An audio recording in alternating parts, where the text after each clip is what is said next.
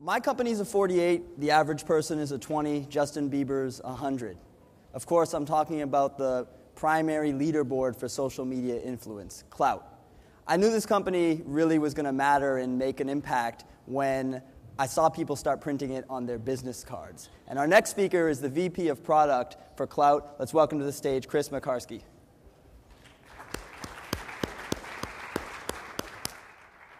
Thank you. All right. What's up, everyone? My name is Chris Makarsky, and yes, I'm the head of product at Klout. I've been at Klout for since last February, so I've been involved in all the past changes of Klout, both good and bad. Prior to Klout, I was at Zynga for 2.5 years. I was a lead product manager on a couple of games there. Texas Hold'em Poker, a new game I created called Poker Blitz. I was also the lead product manager on Zynga.com. And prior to that, I was at Yahoo, working on our Star Wars initiative at the time. Star Wars was cool in 2007 at Yahoo. And before that, I was bumming around on the East Coast at grad school. So I'm here to talk about Klout and how Klout has used gaming techniques and gamification to improve its product. Klout, for people who aren't aware of it, is a service that measures your social influence online, and I'll get to that in a second. It's certainly caused a lot of polarity, both good and bad, and so for the people who enjoy Klout and have found value in it, I love to hear that, and for people who, on the other side, we are still working to improve things. The standard for influence, what does that mean when we talk about influence? Influence right now, as Klout defines it, is a number of things. It's the ability to drive action. When you influence someone, you are doing something to that person, whether it's causing them to go check out something or think about something differently. They are doing something as a result of that. It's not just about the size of your network. It's about who's in that network. Certainly, a bunch of spam bots are less notable than a couple of high-ranking people. If Barack Obama was to follow me, we would certainly see that as a more influential action than someone lower than him. It's also shaped by the engagement of your network. So I can have a bunch of people that are following me on Twitter and Facebook, but if they're not doing anything with me, if they're not engaging with me, that's not as important as people who are actively engaging with you. And so engagement of your network is very important. We do look at all social networks, so one of the value props of Klout is that we are cross-network. We look at Facebook, Twitter, Google+, and 14 other networks, and we're still growing. We say that influence is built over time. That's both true in the real world and true of our product, and it's always evolving, and that certainly goes with our product as well. So Klout, as you see it today, probably will not be the Klout from a year from now, will not be the Klout from 5 years from now, and I think that's generally a good thing. But we'll get to that in a second. So the Klout Score is our influence score. It ranges from 1 to 100, and again, it's based on your ability to sort of drive action. Klout itself is interesting in that a lot of talks we've had today, we've been talking about gamification applied to the core product, mechanics that improve the functionality, the experience of the main product. Klout's a little different in that we do that. We certainly have gamification techniques that we apply to our product in order to improve the experience. But the product itself is also seen a lot of times as a game. And I'll get into that. There are certainly game mechanics that we use to build out the Klout Score itself. For people who haven't checked out Klout, please check us out at Klout.com. Also, a shout out to my mobile team. They just launched our first iPhone app last month. So people with iPhones, please also feel free to download it. Android, we're coming soon, hopefully. So gamification and Klout. Hey, the spell check caught gamification. Gamification, as you heard sort of the response on the last presentation, is sometimes not the best word to use when you're trying to build out your product, trying to sell it to stakeholders, even though it's the right mechanics. Gamification is sometimes considered a dirty word at Klout, so I don't use it very often at Klout. But the principles are all there, and this seems like an appropriate audience to use gamification, so I won't tell my company if you guys don't. let me talk about the core game of Klout before I get into some of the mechanics on how we improve the game. Our main product, the Klout Score, is obviously a leveling curve. It extends from 1 to 100, and this is very parallel to most other games where you have a system that's sort of measuring your progress as you grow in this game. The average score is around a 20. A score of 50 puts you in the 95th percentile, and then celebrities are usually 70s and above here. So generally, as you are more influential, you're getting more followers, you're getting more interactions, you grow on this curve here, and the Klout Score is a easy to remember approximation of that. Most games have some sort of resource or currency. All of our signals we consider basically resources that go into your score, but we have one of our own that we call PlusK. It's basically a like or retweet mechanic, but it's one that we specifically own that attaches influence to a user on a topic.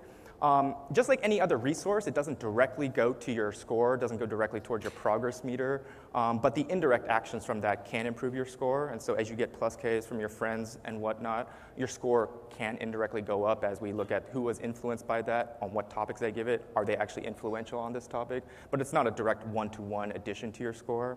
And that's important to call out. One of the things we've seen, and going back to the other presentation as well, is gaming. Certainly in any games, as long as there's an incentive to cheat, a small percentage of people always will.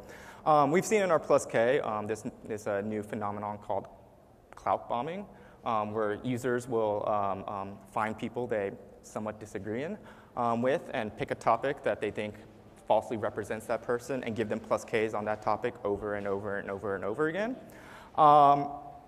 It's interesting. Just like in any games, you have to have the right filters and throttles on all your mechanics to make sure to prevent those things from becoming too gamey.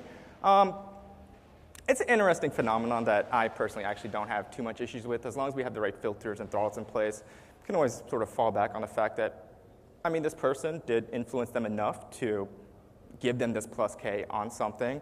An important part to point out here is that influence is not always positive, and I think that's something that some people sometimes confuse with Klout. They confuse influence with reputation or expertise, and influence is different from that. We don't need to get into the philosophy of it right now, but influence can certainly be negative, and that can correlate very highly with a high Klout score. If you are generating action, even if that's negative action, we still count that as influence. There's a lot Klout needs to do, and I'll get to that in a second on sort of differentiating that out, but negative interactions can and do count as influence. So rewards. Games usually have some sort of reward, whether it's recognition of my identity, whether it's this cool achievement.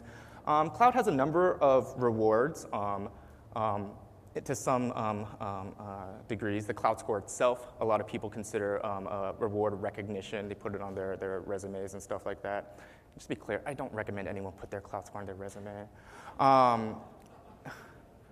But perks is the thing that we usually get called out for in the press, and it's a good story. And we do reward people for being influential within certain brands and hook those influencers up with the appropriate brands.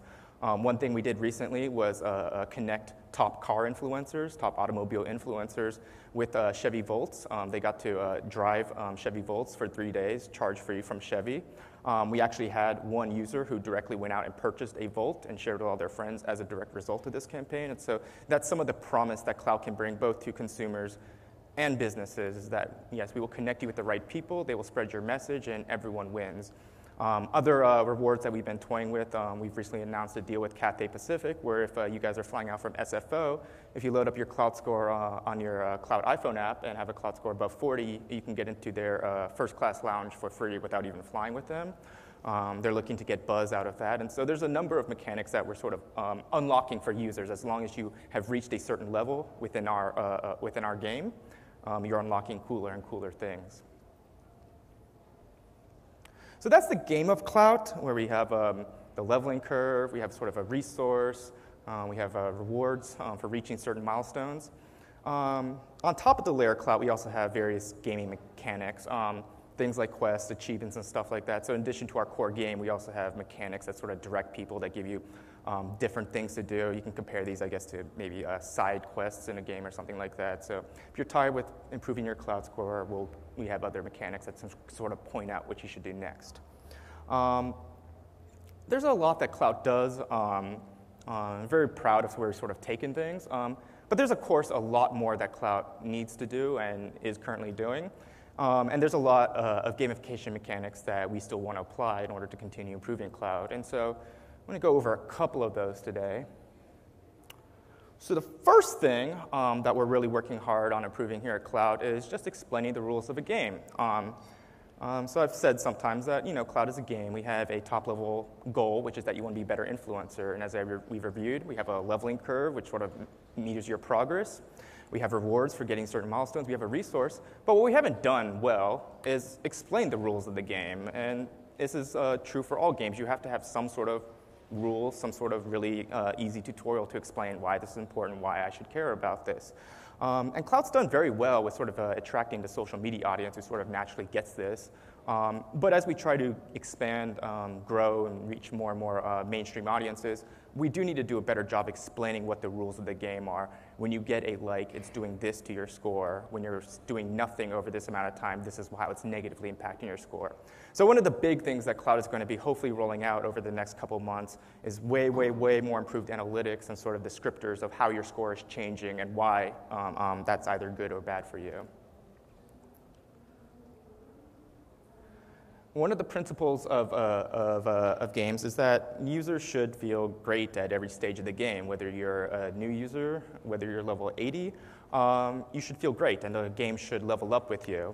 Klout still has a lot to do to sort of make sure that users feel good at all stages of the game. When you log into Klout for the first time and you're an 80, which is a very rare occurrence, you feel great. For the majority of the other time when you log in and you have a score of 12 or 14, you feel pretty bad. And we have a lot of plans in the works on how we're going to basically improve that process. We say at Klout that everyone has influence, and I do think that's true. Certainly not everyone can compete at a global level with the Barack Obamas and stuff like that, but on a certain node, whether that's on a specific topic to a specific person, you probably are the best at something. And again, it might just be your mom that you influence the most, but it's one of Klout's missions to find that in the data, bring that out, and make you feel good about that.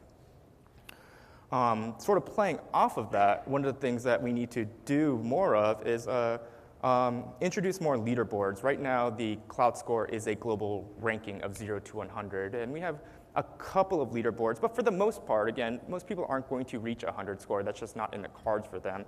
What we need to do way more at Klout is, again, expose where they're special, allow people sort of to filter down into the things, both in their network, among their friends, and among people that they're interested in, of where everyone stands, and make that a very rewarding experience. And it's one of Klout's missions to again, sort of expose that one thing or those couple of things that you're better at that no one else in your social graph is nearly as influential about.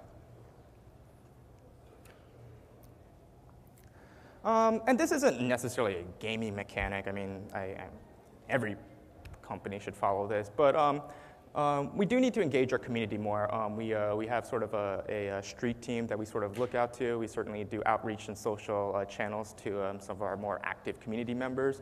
But there's a lot that we can still gain from our users just from having them submit issues to us, to sort of testing out new flows, to providing ideas on where we need to take this next, to exposing when things change on networks.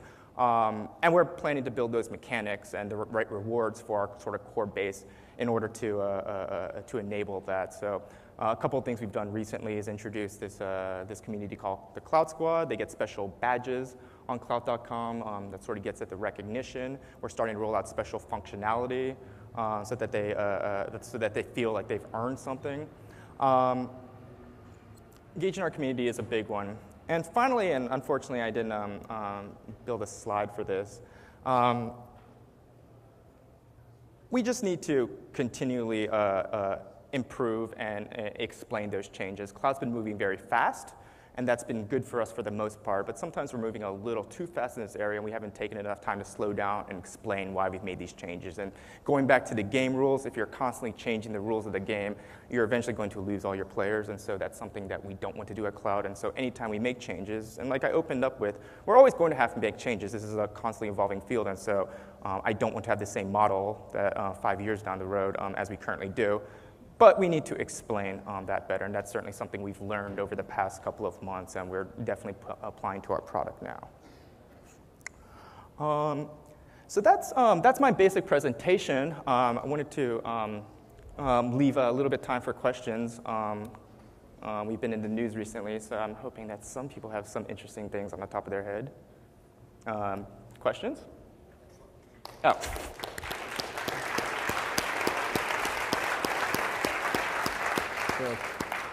Great technology products, especially in the early phases, are often polarizing. So Klout definitely fits that bill, and you're a brave man. We thank you for being up here to field questions. So please come to the front. Hey there. Hi. Scott Jorgensen from Salesforce.com. Thanks. And use Klout, having a lot of fun. Super curious about why you're 100% focused on the consumer side of social media and not necessarily business social media. We do work a lot actually on the business side of social media. For example, we're slowly rolling out our Salesforce integration with you guys and stuff like that. We do have a business development team who is working hard with a couple of close partners and stuff like that to see are there private caches of data that don't even have accessible APIs that we can sort of start introducing to your score. From a high level, I guess to answer your question, it's something we want to do. The consumer side was a little easier because a lot of these major consumer networks like Facebook and Twitter have easily accessible APIs that we can already start with, whereas a lot more of these businesses connections are going to take a little bit more time to get the right data and the right partnerships to integrate that into our score. But that's certainly something on the roadmap and something I do look forward to. We have a high-level goal within the company that within 3 years we want to be consuming data from 500 different sources. There aren't 500 major consumer networks that I'm aware of, so I think we're going to have to start looking at business networks at some point to make that goal. Good to know. Thanks. Thank you.